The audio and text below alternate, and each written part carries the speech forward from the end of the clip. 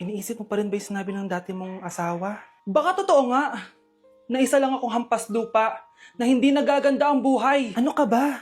May anak ka na umaasa sa'yo. Tsaka, magkakatrabaho ka na, di ba? Hindi ko na alam. Sobrang bigat na. Pero salamat, Susan. Napagaan mo loob ko.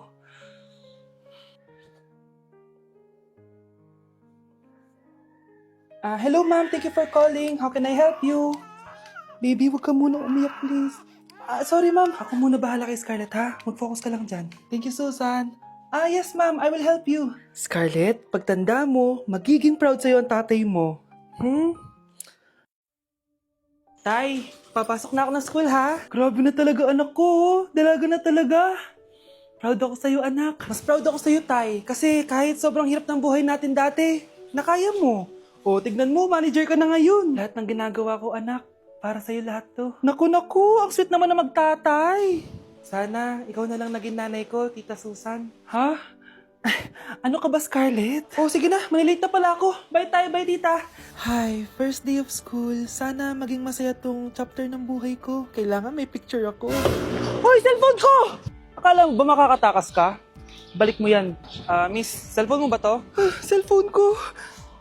At doon nagsimula ang kwento naming dalawa. Sa susunod kasi, mag-ingat ka. Salamat.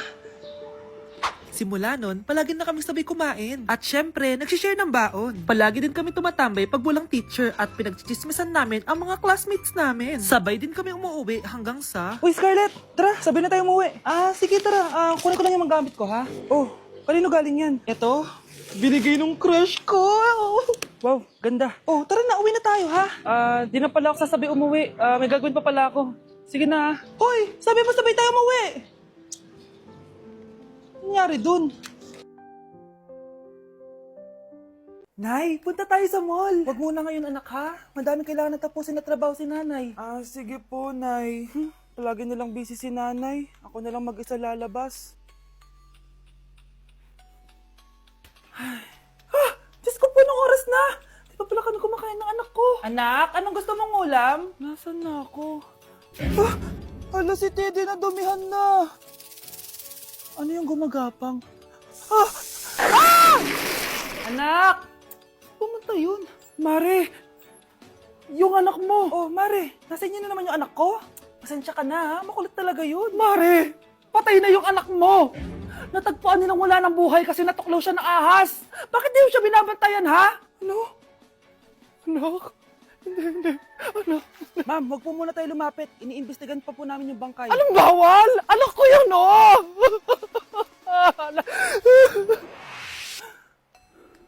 Nay, punta tayo sa mall. Anak, buhay ka. Sige anak, labas tayo. Punta tayo ng mall. Yay! Pumunta kami ng mall. Oh anak, nag-enjoy ka ba sa mall? Opo, Nay. Nag-enjoy talaga ako. Kaso, nagugutom na ako, Nay. Kumain ka na, anak. May tira pang pagkain dyan sa lamesa. May aasikasuhin lang ako trabaho, ha? Sige po, Nay. Ang sarap! Salamat naman at nabuhay ang anak ko. Anak, tapos ka na ba Anak! Anak! Anak! Ayoko mawala ka ulit sa akin! Nay, punta tayo sa mall. Bumalik na naman ako. May sumpa ata tong kwintas na to. Kailangan kitang itapon para tumigil na tong sumpa na to.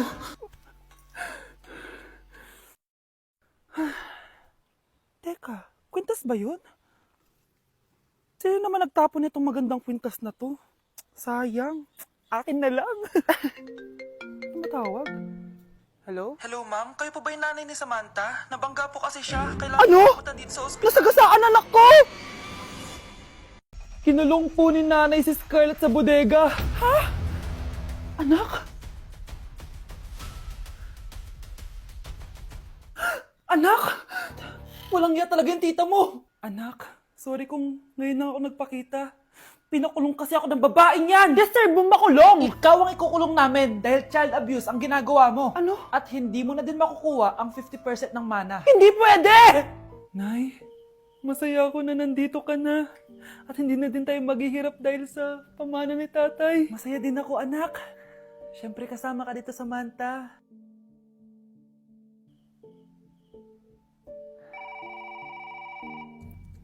Ano ba? Bakit tawag ka ng tawag, ha? Oo, wala silang kaalam-alam. Sige na, baka mahuli pa tayo. Sa wakas, sa atin na ang mana. Maghahati tayo dito. Palayasin mo na yung mga batang yun, ha? Ako bahala. Ang galing talaga natin magpanggap date. Mga anak, aalis na tayo dito sa bahay. Lilipat tayo sa mas malaking bahay. O eto, mga gamit nyo, inimpake ko na. Talaga, Nay? Scarlett, huwag ka maniwala dyan.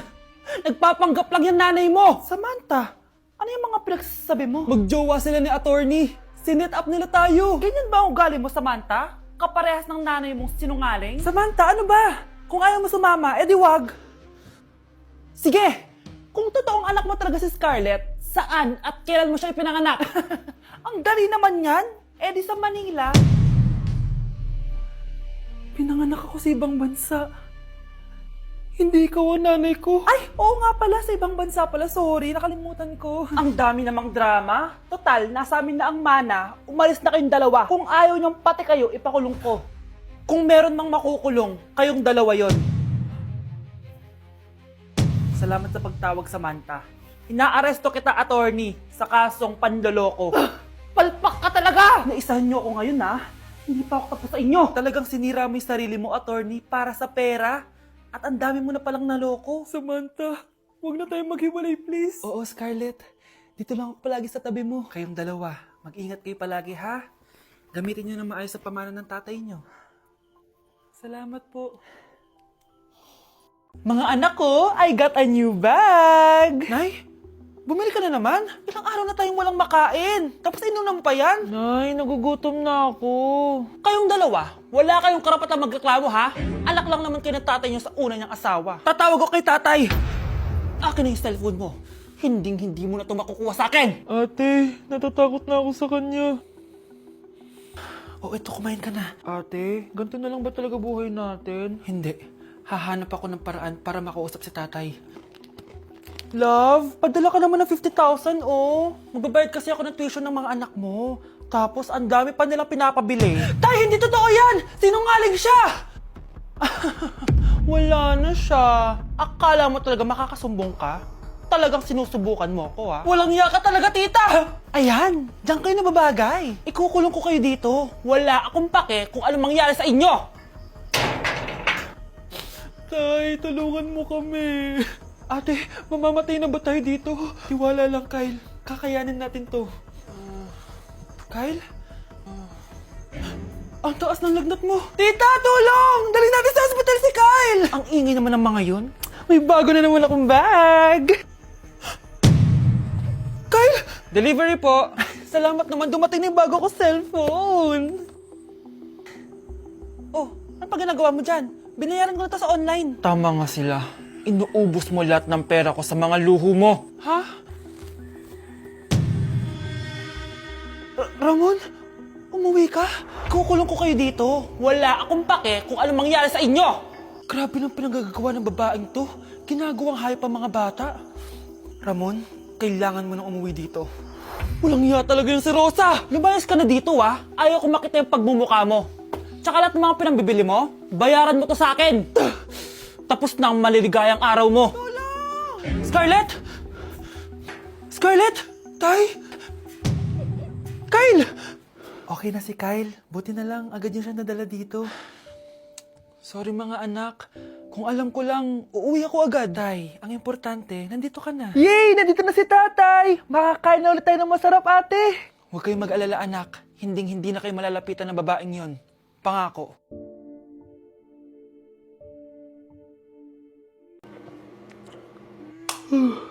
Oh anak, gising ka pa? Nay, ilang araw ka ng puyat ah. Tignan mo nga yung tsura mo. Baka magkasakit ka na yan. May exam kasi kami bukas, Nay. Kailangan ko i-maintain yung dean's list ko eh. Para pag graduate ako, cum laude ako. Para din ako mahirapan pag nag-apply ako ng trabaho, Nay. At makakabawi na ako sa inyo ni tatay. Anak, hindi mo kailangan bumawi sa amin ng tatay mo. Okay lang kami. Ang gusto ko, pag nagkatrabaho ka, ipunin mo. Para sa future mo. Okay lang kami, anak. Nakikita ko kasi, Nay, na nahihirapan na kayo ni tatay na pag-aralin ako. Trabaho namin yun, anak, bilang magulang. Kaya gagawin namin lahat para sa inyo. Pero, Nay, gagawin ko pa rin ang best ko. Bibigyan ko kayo ng magandang buhay ni tatay. Thank you, anak. O sige na, matulog na tayo, ha? Good night.